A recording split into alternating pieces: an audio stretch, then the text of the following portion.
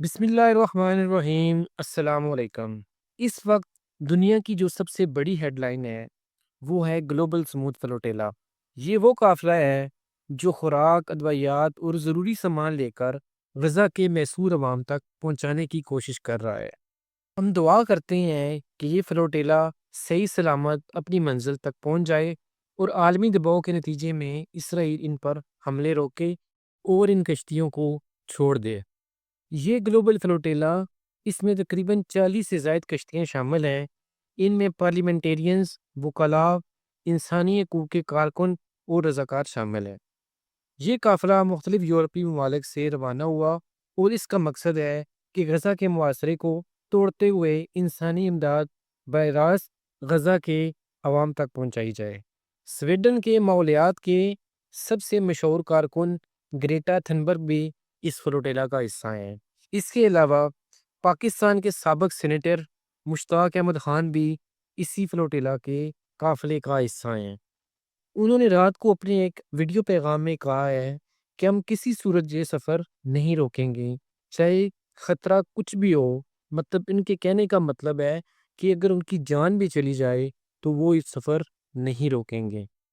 اسرائیل طاقت کے نشے میں اتنا پاگل ہو چکا ہے کہ ایک قافلہ جو امداد لے کر آ رہا ہے انہوں نے اس کو روک لیا ہے۔ اچھا، میں آپ کو بتاتا ہوں یہ سب کچھ کر کے یہ لوگ ثابت کیا کرنا چاہتے ہیں۔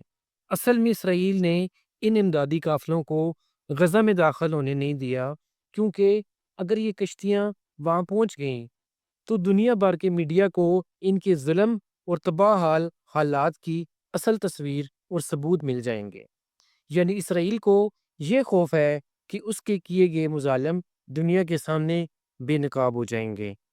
اس وقت اسرائیلی بحریہ نے 13 کشتیوں کو روک لیا ہے اور اس پر موجود افراد کو اپنی سی پورٹ پر منتقل کر دیا ہے، اور باقی جہازوں کو غزہ کے ساحل سے تقریباً 46 نیٹیکل میل کے فاصلے پر روک لیا ہے، اور اسرائیل ان کشتیوں کا اپنے ڈرونز اور جنگی جہازوں کی مدد سے مسلسل نگرانی کر رہا ہے۔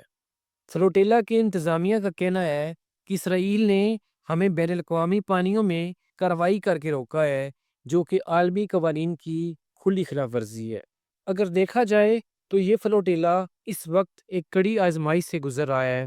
ہم سب کی یہی دعا ہے کہ یہ قافلہ صحیح سلامت اپنی منزل تک پہنچ جائے اور اسرائیل عالمی دباؤ میں آ کر ان کشتیوں کو چھوڑ دے، تاکہ یہ جو ضروری سامان ہے یہ ان مظلوم اور بے سہارا لوگوں تک پہنچ جائے جو امداد کو ترس رہے ہیں۔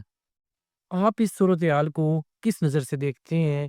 کمنٹ سیکشن میں اپنی رائے ضرور لکھیں، اور اگر آپ کو ویڈیو اچھی لگی ہے تو ویڈیو کو لائک کریں اور چینل کو سبسکرائب کرنا نہ بھولیں۔